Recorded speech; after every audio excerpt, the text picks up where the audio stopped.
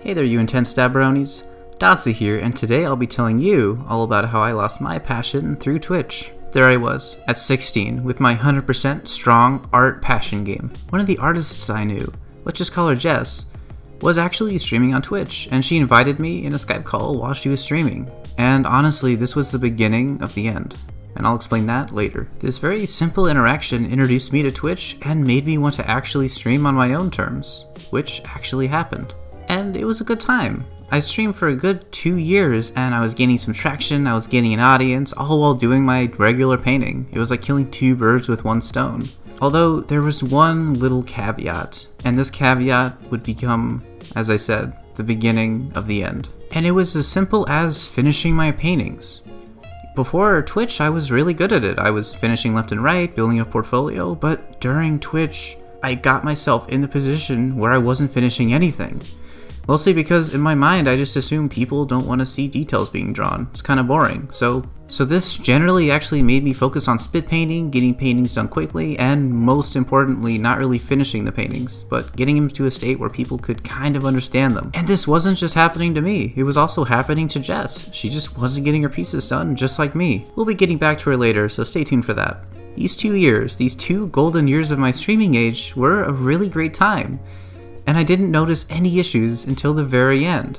College, it started kicking in and I didn't have time to stream. Funnily enough, I didn't really have anything to show for streaming in the first place. Twitch deleted all my old streams and I didn't have any finished art to actually post anywhere.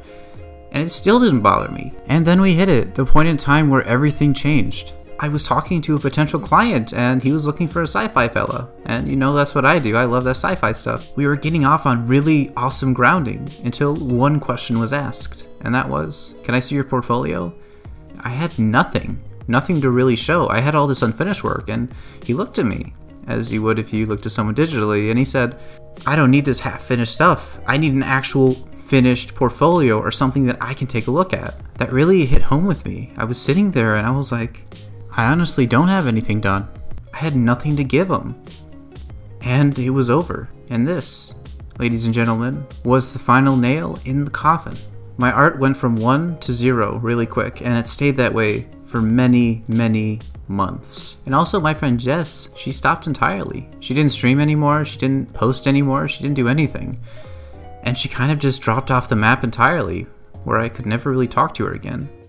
But there was one day many months later where I sat down and I looked at my drawing tablet, picked it up and tried to make a few lines and sketch something, and ultimately that sketch turned into a painting. Not a very good one, mind you, but it was still something. More than this, it was more finished than any pieces I've made the past few years, and that was a really strange feeling. And here it was. One painting became 2 paintings, which became 10, 100, a million.